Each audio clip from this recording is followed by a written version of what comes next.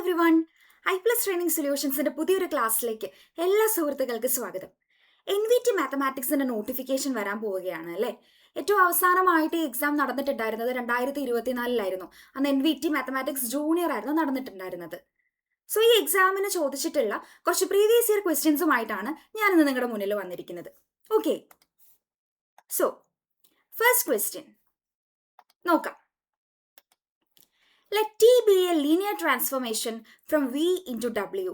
Then T preserve linear independence if and only if T is onto, T is singular, T is non-singular, none of this. നമ്മുടെ linear ഓൾജിബ്രയിൽ നിന്നുള്ള ഒരു ചോദ്യമാണ്. വളരെ easy ആയിട്ടുള്ള ഒരു ചോദ്യമായിരുന്നു ചോദിച്ചിട്ടുണ്ടായിരുന്നത്. ഏതാണോ ഇതിന്റെ ആൻസർ വരിക? എപ്പോഴാണ് ഒരു ലീനിയർ ട്രാൻസ്ഫോർമേഷൻ നമുക്ക് ലീനിയർ ഇൻഡിപെൻഡൻസ് പ്രിസർവ് ചെയ്യൂ എന്ന് പറയുന്നത്? ഒരു ലീനിയർ ട്രാൻസ്ഫോർമേഷൻ ലീനിയർലി ഇൻഡിപെൻഡന്റ് ആണെന്ന് പറയുന്നത് എപ്പോഴാണ്? യെസ്, നമ്മളൊരു റിസൾട്ട് പഠിച്ചിട്ടുണ്ട് അല്ലേ? അതെന്തായിരിക്കണം? നമ്മുടെ ലീനിയർ ട്രാൻസ്ഫോർമേഷൻ 1:1 ആയിരിക്കണം. A linear transformation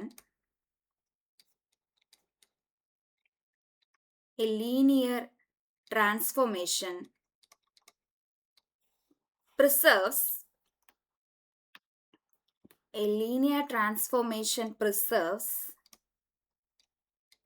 linear independence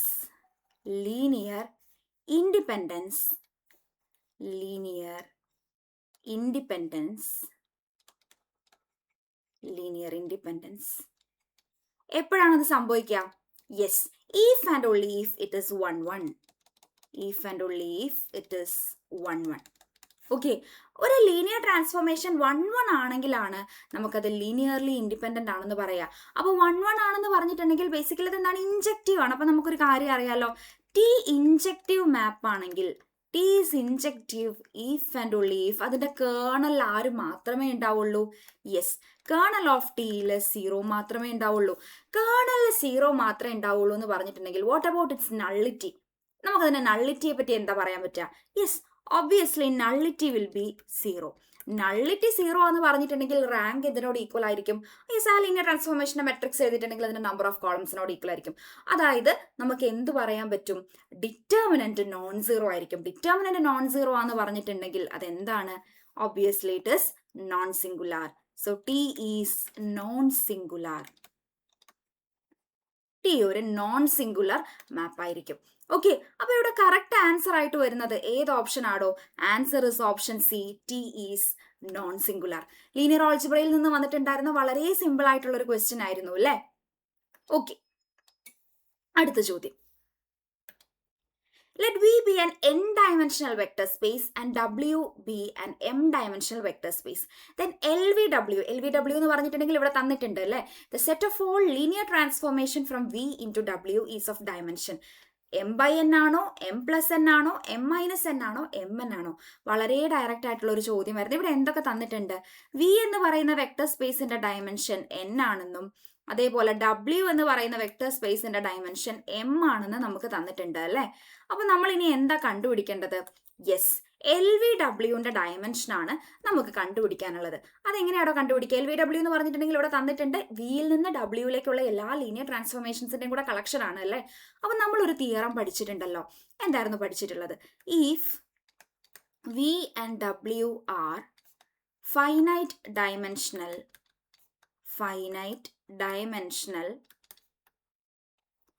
vector spaces over the same field നമ്മൾക്ക് എന്ത് പറയാൻ സാധിക്കും? Yes, with dimension finite dimension ആണെന്ന് പറഞ്ഞിട്ടുണ്ട്. അപ്പൊ നമുക്ക് ഡയമെൻഷൻ ജസ്റ്റ് സ്പെസിഫൈ ചെയ്യാം. Dimension of V equal to ഇവിടെ പറഞ്ഞിരിക്കുന്ന പോലെ n ആയിട്ടും ഡയമെൻഷൻ ഓഫ് W ആയിട്ട് m ആയിട്ടും. അങ്ങനെയാണെങ്കിൽ നമ്മൾ എന്താ പഠിച്ചിട്ടുണ്ടായിരുന്നത്? ദെൻ ഡയമെൻഷൻ ഓഫ് LVW എന്ന് പറയുന്നത് it is nothing but yes mn. ഇതിന്റെ വളരെ ഡയറക്റ്റ് ആയിട്ടുള്ള സ്റ്റേറ്റ്മെന്റ് അല്ലേ തന്നിരിക്കുന്നത്? Very direct question. ആൻസർ വരുന്നത് ഏതാണ്? കറക്റ്റ് ആൻസർ ഇസ് ഓപ്ഷൻ ഏതാണോ വരുന്നത്? യെസ്, ഓപ്ഷൻ ഡി ആണ് mn. ഓക്കെ, അപ്പൊ ലീനിയർ ഓൾജിബ്രയിൽ നിന്ന് ചോദിച്ചിട്ടുണ്ടായിരുന്ന ക്വസ്റ്റ്യൻസ് ആയിരുന്നു, പ്രീവിയസ് ഇയർ ക്വസ്റ്റ്യൻസ് ആണ്. വളരെ ഈസി ആയിട്ടുള്ള ക്വസ്റ്റ്യൻസ് ആയിരുന്നു അല്ലേ? അടുത്ത ചോദ്യത്തിലേക്ക് പോകാം. റിയൽ അനാലിസിസിൽ നിന്നുള്ളൊരു ചോദ്യമാണ് അല്ലേ. Using squeeze theorem the value of the limit sine N by N is equal to 0, 1, infinity, none of these. അപ്പോൾ ഇവിടെ നമുക്ക് എന്താ ഉപയോഗിക്കേണ്ടതെന്നും കൂടെ ഇവിടെ പറഞ്ഞു തന്നിട്ടുണ്ട്, സ്ക്വീസ് തിയറം. അപ്പോൾ എന്താ ഈ സ്ക്വീസ് തിയറം എന്നൊക്കെ പറഞ്ഞിട്ടുണ്ടെങ്കിൽ, സ്ക്വീസ് തിയറം അഥവാ സാൻഡ്വിച്ച് തിയറം എന്നൊക്കെ നിങ്ങൾ കേട്ടിട്ടുണ്ടാവും. സ്ക്വീസ് തിയറം ഓറൽസ് നമ്മൾ അതിനെ സാൻഡ്വിച്ച് തിയറം എന്നൊക്കെ വിളിക്കാറുണ്ട്. Squeeze theorem or sandwich theorem. Sandwich theorem. Okay, എന്താ ഈ തിയറത്തിൽ പറയുന്നത്? സപ്പോസ് നമ്മുടെ കയ്യിൽ 3 സീക്വൻസ് ഉണ്ട്, എ എന്നും ബി എന്നും സി എന്നും പേര് കൊടുക്കാം. Suppose we have 3 sequences, sequence an, bn and cn, an, bn and sequence cn, such that ഇതാണ് condition. an is less than or equal to an less than or equal to bn less than or equal to cn for all n, but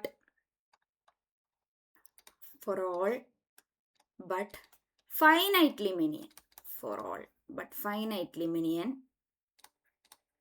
Okay, for all but finitely many n. Then ഒരു കണ്ടീഷനും കൂടെ squeeze തിയറത്തിൽ പറയുന്നുണ്ട്. എന്തായിരുന്നടോ?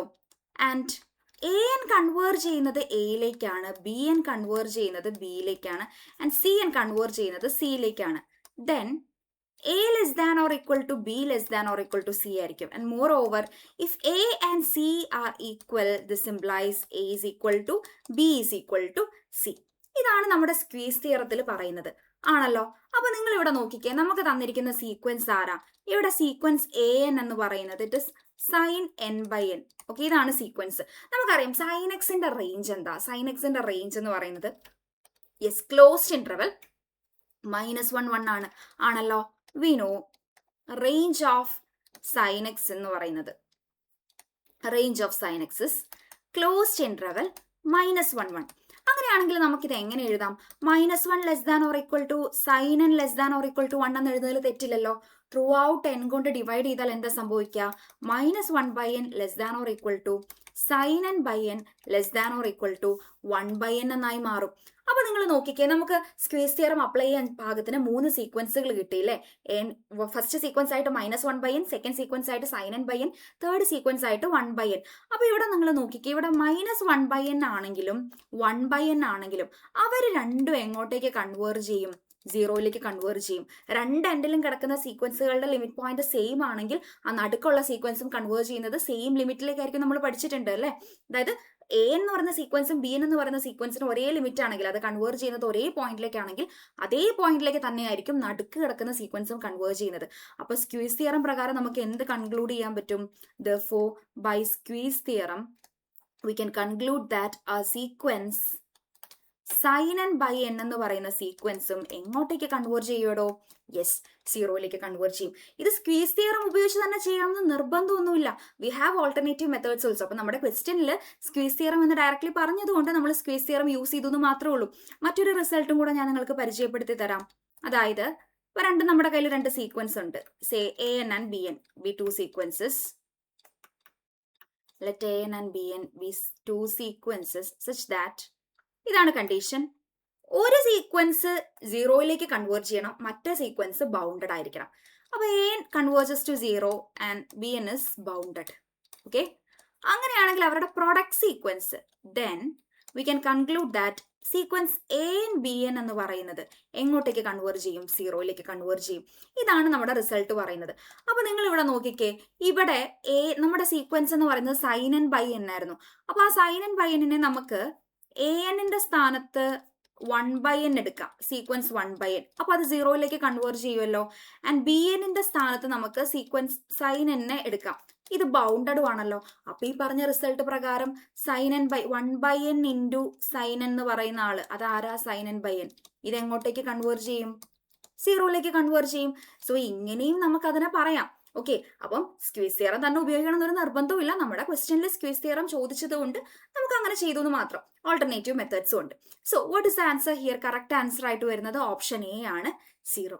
Okay, അടുത്ത ചോദ്യം. let I be a closed bounded interval such that, and let f from I to R be continuous on I. Then f is continuous on I, discontinuous on I, uniformly continuous on I, none of these. Yes, എന്തൊക്കെ ഇവിടെ തന്നിരിക്കുന്നത്? I എന്ന് പറയുന്നത് ഒരു closed bounded interval ആണെന്ന് തന്നിട്ടുണ്ട്. I is A closed bounded interval ആണല്ലോ. Then real അനാലിസിന്റെ നമുക്കറിയാം, റിയൽ അനാലിസിന്റെ 2 മൊഡ്യൂൾ ഉണ്ട്. അതിൽ റിയൽ അനാലിസിലെ ഫസ്റ്റ് മൊഡ്യൂളിൽ നിന്നുള്ള ക്വസ്റ്റ്യൻസ് ആണ് ഈ വന്നിരിക്കുന്നത്, ഇപ്പം നമ്മൾ ചെയ്യുന്നതും മുന്നേ ചെയ്യുന്നതും അല്ലേ. അപ്പം closed interval, closed bounded interval എന്നൊക്കെ പറഞ്ഞിട്ടുണ്ടെങ്കിൽ നമുക്ക് ക്ലോസ്ഡ് ഇന്റർവൽ എ ബി എന്ന് വിളിക്കാം. പിന്നെ എഫ് എന്ന് പറയുന്ന ഫംഗ്ഷനെ പറ്റി നമുക്ക് തന്നിരിക്കുന്ന ഇൻഫോർമേഷൻ എന്താ? F from I to R this is continuous on I. അങ്ങനെയാണെങ്കിൽ നമ്മളോട് ചോദിച്ചിരിക്കുന്നത് ഈ എഫിനെ പറ്റിയാ. എഫ് ഐയില് കണ്ടിന്യൂസ് ആണോ, ഡിസ്കണ്ടിന്യൂസ് ആണോ, അതേപോലെ യൂണിഫോംലി കണ്ടിന്യൂസ് ആണോ, നൺ ഓഫ് ദീസ് ആണോ എന്നൊക്കെയാണ് ചോദിച്ചിരിക്കുന്നത് അല്ലേ. ഓക്കെ, നമുക്ക് ഹെയ്നി-ബോറൽ തിയറം എന്ന് പറയുന്ന ഒരു തിയറം ഉണ്ടല്ലോ, വളരെ ഫേമസ് ആയിട്ടുള്ള തിയറമാണ്. നമുക്ക് എല്ലാവർക്കും അതിന്റെ സ്റ്റേറ്റ്മെന്റ് അറിയായിരിക്കും. എന്താ ഹെയ്നി-ബോറൽ തിയറത്തിൽ പറയുന്നത്? യെസ്, ഹെയ്നി-ബോറൽ തിയറത്തിൽ ഇത്രേ പറയുന്നുള്ളൂ, ആറില് ഏതൊരു ക്ലോസ്ഡ് ആൻഡ് ബൗണ്ടഡ് ഇന്റർവലും എന്തായിരിക്കും? യെസ്, കോമ്പാക്ട് ആയിരിക്കും. In R a closed and bounded interval, a closed and bounded interval is compact. Closed and bounded interval is compact. അപ്പൊ അങ്ങനെയാണെങ്കിൽ ഇവിടെ പറഞ്ഞിരിക്കുന്ന നമുക്ക് തന്നിരിക്കുന്ന ഇന്റർവൽ ഐനെ പറ്റി നമുക്ക് എന്ത് പറയാൻ പറ്റും? ഐ ക്ലോസ്ഡും ആണ് ബൗണ്ടഡും ആണ്. അപ്പൊ ഒബ്വിയസ്ലി ഐ എന്തായിരിക്കും? കോമ്പാക്ട് ആയിരിക്കും. Therefore here our I is compact. I compact ആണ്. ഓക്കെ, ഇതേപോലെ തന്നെ മറ്റൊരു തിയറം കൂടെ നമ്മൾ പഠിച്ചിട്ടുണ്ട്. Another theorem states that every continuous function on a compact set is uniformly continuous. Every continuous function on a compact set is uniformly continuous. Yes. അപ്പോൾ നമുക്ക് ഇവിടെ നിന്ന് എന്ത് കൺക്ലൂഡ് ചെയ്യാൻ പറ്റും? നമ്മുടെ എഫ് അത് കണ്ടിന്യൂസ് ആണ്, നമ്മുടെ ഐ ക്ലോസ്ഡ് ബൗണ്ടഡ് ഇന്റർവൽ ആയതുകൊണ്ട് അത് കോമ്പാക്ട് ആണ്. അപ്പൊ കണ്ടിന്യൂസ് ഫംഗ്ഷൻ ആണ് കോമ്പാക്ട് സെറ്റ് യൂണിഫോംലി കണ്ടിന്യൂസ് ആയതുകൊണ്ട് we can conclude that here our F is uniformly continuous on I. F is uniformly continuous on I. അപ്പൊ ഇവിടെ ഏതാണോ കറക്റ്റ് ആൻസർ ആയിട്ട് വരുന്നത്? Yes, correct answer will be option ഏതായിരുന്നു? Option C ആണ്. Okay, അടുത്ത ചോദ്യം റിയൽ അനാലിസിന്റെ സെക്കൻഡ് മൊഡ്യൂളിൽ നിന്നുള്ളൊരു ക്വസ്റ്റ്യൻ ആണ് അല്ലേ. If X is equal to R cos theta and Y is equal to R sine theta, then do X Y by Dr R theta equals 0, 1 r 1 by r. എന്താ ഇവിടെ ചോദിച്ചിരിക്കുന്നത്? വളരെ direct ആയിട്ടുള്ള ചോദ്യമാണ്, ജക്കോബിയൻ കാണാനാണ് ചോദിച്ചിരിക്കുന്നത് അല്ലേ. എക്സ് ആർ കോസ് തീറ്റയും വൈ എന്ന് പറയുന്നത് ആർ സൈൻ തീറ്റയും ആണ്. അങ്ങനെയാണെങ്കിൽ നമ്മളോട് പറഞ്ഞിരിക്കുന്നത് doe X Y by Dr R theta കണ്ടുപിടിക്കാനാണ്. ഇതെന്താ സംഭവം? It is the determinant of doe X by Dr R, doe X by doe theta. Second റോയില് doe Y by Dr R, doe Y by doe theta. ഇതാരാന്ന് കണ്ടുപിടിച്ചാൽ പോരെ. Okay, this is the determinant of X എന്ന് പറയുന്നത് ആരായിരുന്നു? R cos തീറ്റയാണ്. അപ്പൊ ഡോ X by Dr R എന്ന് പറയുമ്പം എന്ത് വരും? യെസ്, കോസ് തീറ്റ വരും. ഡോ എക്സ് ബൈ ഡോ തീറ്റ ആണെങ്കിലോ minus R sine theta. Doe Y by Dr R ആണെങ്കിൽ വൈ ആർ സൈൻ തീറ്റ ആണ്. അപ്പൊ doe Y by Dr R എന്ന് പറഞ്ഞിട്ടുണ്ടെങ്കിൽ we will get sine theta. Doe Y by doe theta എന്ന് പറഞ്ഞിട്ടുണ്ടെങ്കിൽ എന്ത് കിട്ടും? ആർ കോസ് തീറ്റ കിട്ടും. ഇതിന്റെ ഡിറ്റർമിനന്റ് കാണണം. എങ്ങനെയാ കാണുക? It is R cos square theta, ബാക്കി എന്താ? Minus R sine square theta, minus R sine square theta. So ഇതിന് ആറങ്ങ് കോമൺ ആയിട്ട് എടുത്താൽ ഉള്ളിൽ cos square theta plus sine square theta ആയിരിക്കും. Cos square theta plus sine square theta എത്രയാ? 1 ആണ്. So this is R. അപ്പൊ കറക്റ്റ് ആൻസർ ആയിട്ട് വരുന്നത് എത്രയാ? ആൻസർ ഇസ് ഓപ്ഷൻ സി ആണ്, ആർ. ഓക്കെ, അടുത്ത ചോദ്യം. The value of the integral 0 to infinity root x into e raised to minus x dx is root pi by 2 minus root pi 3 by 2 root pi. നമ്മുടെ real അനാലിസിന്റെ second മൊഡ്യൂളിൽ ഒരു portion ഉണ്ട്, beta and gamma function എന്ന് പറഞ്ഞിട്ട്. അതിൽ gamma ഫംഗ്ഷനെ related ആയിട്ടുള്ള ഒരു സിമ്പിൾ ആയിട്ടുള്ള ക്വസ്റ്റ്യൻ ആണ് അല്ലെ. ഈ ഇന്റഗ്രലിന്റെ വാല്യൂ കണ്ടുപിടിക്കണം. Integral 0 to infinity root x e raised to minus x dx, e raised to minus x dx. ഈ ഇന്റഗ്രലിന്റെ വാല്യൂ കണ്ടുപിടിക്കാനാണ് നമ്മളോട് പറഞ്ഞിരിക്കുന്നത്. അപ്പൊ നമുക്കറിയാം ഗാമ എൻ എന്ന് പറഞ്ഞിട്ടുണ്ടെങ്കിൽ integral 0 to infinity e raised to minus x x raised to n minus 1 dx ആണെന്ന്.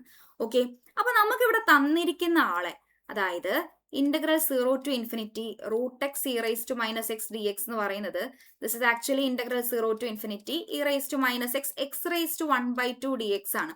അപ്പൊ നിങ്ങൾ നോക്കിക്കേ, ഇവിടെ എന്നിന്റെ സ്ഥാനത്ത്, നമ്മുടെ സ്റ്റാൻഡേർഡ് ഫോർമുലയിലുള്ള എന്നിന്റെ സ്ഥാനത്ത് വന്നിരിക്കുന്ന ആളാരാ? n-1ന്റെ സ്ഥാനത്ത് ആരാ വന്നിരിക്കുന്നത്? n-1ന് പകരമായിട്ടാണ് ആര് വന്നിരിക്കുന്നത്? 1/2. സോ എന്നിന്റെ വാല്യൂ എത്രയായിരിക്കും? എന്നിന്റെ value will be 1 + 1/2 which is 3/2. Okay, അപ്പൊ നമുക്ക് എന്ത് കൺക്ലൂഡ് ചെയ്യാം? ഈ തന്നിരിക്കുന്ന integral it is nothing but gamma 3/2 ആണ് അല്ലെ? Integral 0 to infinity e raised to minus x x raised to 1/2 dx എന്ന് പറയുന്നത് ഇറ്റ് ഇസ് ഗാമ 3/2. ഇനി ഇതിന്റെ വാല്യൂ എങ്ങനെയാ കണ്ടുപിടിക്കുക? നമ്മളൊരു കാര്യം പഠിച്ചിട്ടുണ്ട്, ഗാമ n+1 എന്ന് പറഞ്ഞിട്ടുണ്ടെങ്കിൽ it is n gamma n. Okay, അപ്പൊ ഗാമ 3/2 എന്ന് പറഞ്ഞിട്ടുണ്ടെങ്കിൽ ഗാമ 3/2 എന്ന് പറഞ്ഞാൽ ഗാമ 1/2 + 1 ആണ്. So this is 1/2 gamma 1/2.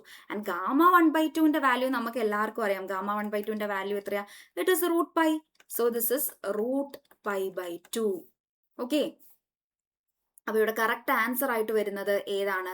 Correct answer is option B ആണ്, √π/2. ഓക്കെ, അപ്പൊ റിയൽ അനാലിസിസിന്റെ സെക്കൻഡ് മോഡ്യൂളിൽ നിന്ന് വന്നിട്ടുള്ള ക്വസ്റ്റ്യൻ ആയിരുന്നു. സിമ്പിൾ ആയിട്ടുള്ള ഒരു ക്വസ്റ്റ്യൻ ആയിരുന്നു അല്ലെ? അടുത്ത ചോദ്യത്തിലേക്ക് പോവാം. Let G be a group and A belongs to G such that A raised to 10 is equal to E which is equal to A raised to 25 and A is not equal to E where E is the identity elements. Identify ആയിരിക്കില്ല, identity elements ആയിരിക്കും. Okay, of G. Then order of A is 10, 250, 1, 5. നമ്മുടെ abstract ഓൾജിബ്രയും 2 modules ഉണ്ടെന്ന് നമുക്കറിയാം. അതിൽ ഒരു module group theory ആണ്, മറ്റേത് ring and field തിയറീസും. അപ്പം ഗ്രൂപ്പ് തിയറി റിലേറ്റഡ് ആയിട്ട് വന്നിരിക്കുന്ന ഒരു സിമ്പിൾ ആയിട്ടുള്ള ക്വസ്റ്റ്യൻ ആണ്. ഇവിടെ എന്താണോ തന്നിരിക്കുന്നത്? ജി എന്ന് പറയുന്നത് ഒരു ഗ്രൂപ്പ് ആണെന്ന് തന്നിട്ടുണ്ട്. ആ ഗ്രൂപ്പിലെ ഒരു എലമെന്റ് ആണ് ആര്? എ എന്ന് പറയുന്നത്. പിന്നെ നമുക്ക് തന്നിരിക്കുന്നത് A raised to 10 ഐഡന്റിറ്റി ആണെന്ന് തന്നിട്ടുണ്ട്. അപ്പൊ A raised to 10 ഐഡന്റിറ്റി ആണെന്ന് പറഞ്ഞിട്ടുണ്ടെങ്കിൽ നമുക്ക് ഓർഡർ ഓഫ് എയെ പറ്റി എന്തെങ്കിലും പറയാൻ പറ്റുമോ? This implies order of A exactly 10 ആണെന്നൊന്നും നമുക്ക് പറയാൻ പറ്റില്ല. ഓർഡർ ഓഫ് എ 10നെ ഡിവൈഡ് ചെയ്യുമെന്ന് നമുക്ക് പറയാൻ പറ്റും. അതേപോലെ നമുക്കൊരു കാര്യം കൂടെ തന്നിട്ടുണ്ട്, നോക്കിക്കേ. A raised to 25 എന്താണ്? ഐഡന്റിറ്റി ആണ്. So this implies order of A will divide 25 also. അപ്പൊ എയുടെ ഓർഡർ 10നെ ഡിവൈഡ് ചെയ്യണം, 25നെ ഡിവൈഡ് ചെയ്യണം. ഈ എയുടെ ഓർഡർ കണ്ടുപിടിക്കുക എന്നുള്ളതാണ് നമ്മുടെ ടാസ്ക്. അപ്പൊ 10നെ 25നെ ഡിവൈഡ് ചെയ്യുക എന്ന് പറഞ്ഞിട്ടുണ്ടെങ്കിൽ നിർബന്ധമായിട്ടും ആ ഓർഡർ ഓഫ് എ ആരെ ഡിവൈഡ് ചെയ്യണം? Yes, this must divide the GCD of 10 and 25. 10ന്റെയും 25ന്റെയും ഗ്രേറ്റസ്റ്റ് കോമൺ ഡിവൈസർ അത് എത്രയാണ് വരുന്നത്? 5 ആണ്. So this implies order of A divides 5. Order ആണ്, അപ്പൊ അത് എന്താണെങ്കിലും എന്തായിരിക്കും? ഒരു പോസിറ്റീവ് നമ്പർ, ബേസിക്കലി ഒരു നാച്ചുറൽ നമ്പർ ആണ് നമുക്ക് കിട്ടേണ്ടത്. അപ്പോൾ ഓർഡർ ഓഫ് എക്ക് 5നെ ഡിവൈഡ് ചെയ്യുന്ന നാച്ചുറൽ നമ്പേഴ്സ്, അതാണ് പോസിബിലിറ്റീസ് വരിക. ആരൊക്കെയാ അത്? യെസ്, ഒന്നെങ്കിൽ 1 ആകാം, അല്ലെങ്കിൽ ഓർഡർ ഓഫ് എക്ക് ആരാകാം? 5 ആകാം. പക്ഷെ ഒരു കാര്യം കൂടെ നമ്മുടെ ക്വസ്റ്റ്യനിൽ തന്നിട്ടുണ്ടായിരുന്നു, A is not equal to E, അതായത് എ ഐഡന്റിറ്റി എലമെന്റ് അല്ല എന്ന് തന്നിട്ടുണ്ട്. നമുക്കറിയാം ഐഡന്റിറ്റി എലമെന്റിന്റെ ഓർഡർ മാത്രമേ എന്ത് വരാൻ പോകുന്നുള്ളൂ? 1 വരാൻ പോകുന്നുള്ളൂ. അപ്പൊ എ ഐഡന്റിറ്റി എലമെന്റ് അല്ല എന്ന് പറഞ്ഞ സ്ഥിതിക്ക് ഉറപ്പായിട്ടും ഓർഡർ ഓഫ് എ എന്താവില്ല? 1 ആവില്ല. അപ്പൊ പിന്നെ ഒരു പോസിബിലിറ്റി മാത്രമേ ബാക്കി നിൽക്കുന്നുള്ളൂ. ആരാണത്? 5 ആണ്.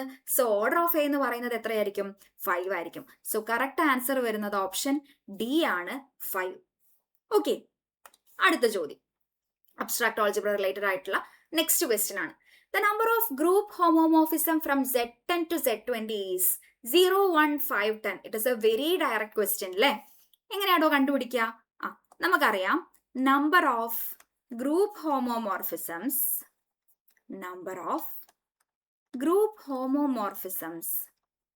from Zm to Zn എന്ന് പറയുന്നത് it is always the GCD of M and N. അപ്പൊ പിന്നെ ഇവിടെ ആൻസർ എന്തായിരിക്കും? ഇവിടെ എവിടെ നിന്ന് എങ്ങോട്ടേക്കാണ് ചോദിച്ചിരിക്കുന്നത്? Z10ൽ നിന്ന് Z20യിലേക്കുള്ളത്. Therefore നമ്മൾ എങ്ങനെയാ കണ്ടുപിടിക്കുക? Therefore number of group homomorphisms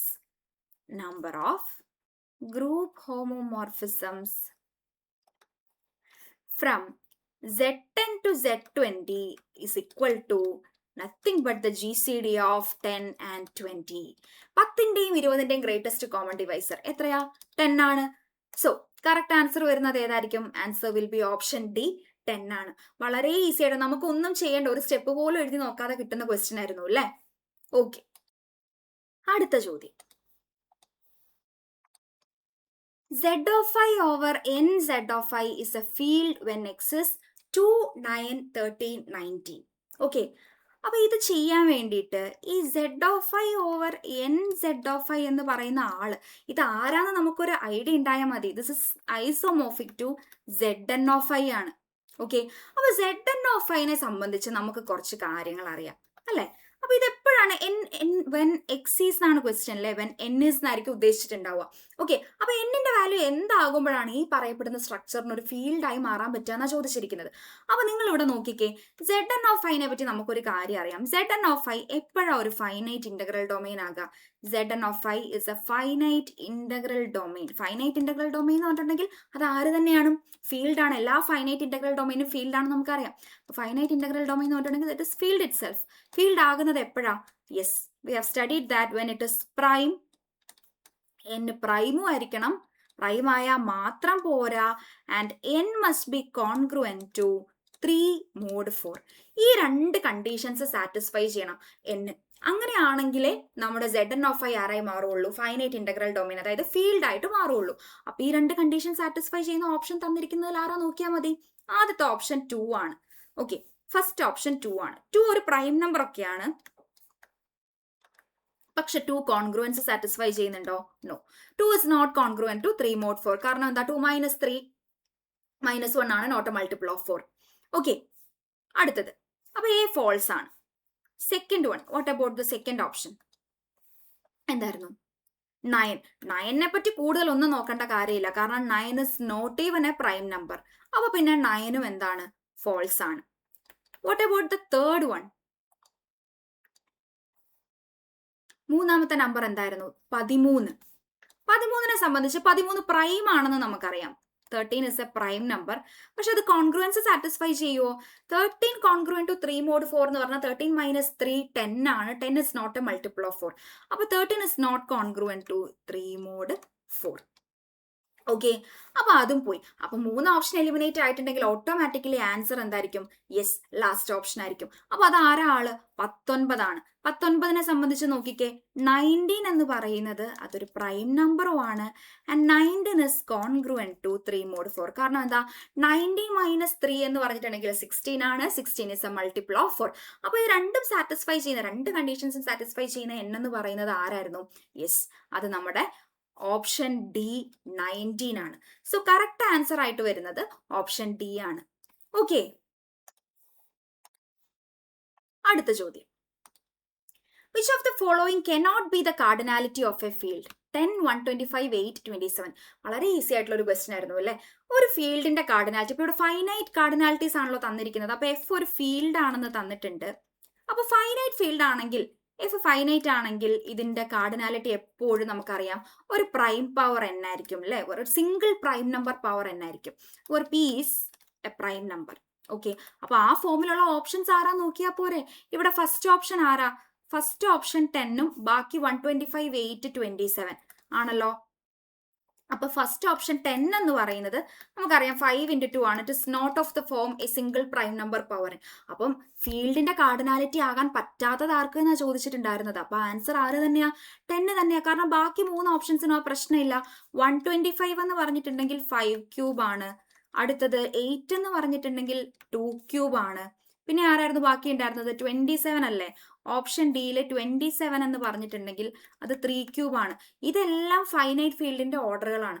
അപ്പൊ അങ്ങനെ എഴുതാൻ പറ്റാത്തതായിട്ട് ആര് മാത്രമേ ഉള്ളൂ? 10 മാത്രമേ ഉള്ളൂ. അപ്പൊ ഒരു ഫൈനൈറ്റ് ഫീൽഡിന്റെ കാർഡിനാലിറ്റി ആകാൻ പറ്റാത്തത് ഏത് ഓർഡറിനാണ്? 10നാണ്. അപ്പൊ കറക്റ്റ് ആൻസർ ആയിട്ട് വരുന്നത് ആരാ? ഓപ്ഷൻ എ ആണ്, 10 ആണ്. ഓക്കെ, അപ്പൊ നമ്മുടെ അബ്സ്ട്രാക്ട് ആൾജിബ്രയിലെ സെക്കൻഡ് മൊഡ്യൂൾ റിലേറ്റഡ് ആയിട്ടുള്ള ക്വസ്റ്റ്യൻസ് ആയിരുന്നു ഈ ക്വസ്റ്റ്യനും തൊട്ട് മുന്നേ നമ്മൾ ചെയ്തിട്ടുണ്ടായിരുന്ന ക്വസ്റ്റ്യനും. ഫീൽഡ് തിയറിയും അതേപോലെ ഫീൽഡ് ആൻഡ് റിംഗ് ഉള്ള ആ മൊഡ്യൂൾ റിലേറ്റഡ് ആയിട്ടുള്ള ക്വസ്റ്റ്യൻ ആയിരുന്നു. ഓക്കെ, അപ്പൊ ഇതൊക്കെ നമ്മുടെ പ്രീവിയസ് ഇയർ ക്വസ്റ്റ്യൻസ് ആയിരുന്നു വന്നിട്ടുണ്ടായിരുന്നത്. അപ്പൊ നമുക്ക് നോക്കിയാൽ കാണാൻ സാധിക്കും ഒരുപാട് ബുദ്ധിമുട്ടിക്കുന്ന കൈൻഡ് ഓഫ് ക്വസ്റ്റ്യൻസ് ഒന്നും അല്ല. ബട്ട് സ്റ്റിൽ നമുക്ക് അത്യാവശ്യം പഠിച്ചിട്ടുണ്ടെങ്കിൽ സുഖമായിട്ട് സ്കോർ ചെയ്യാൻ പറ്റുന്ന കൈൻഡ് ഓഫ് ക്വസ്റ്റ്യൻസ് തന്നെയാണ്. ഓക്കെ, സോ ഇന്നത്തെ ക്ലാസ്സിലേക്ക് ഇത്രയും മതി. Okay, then thank you.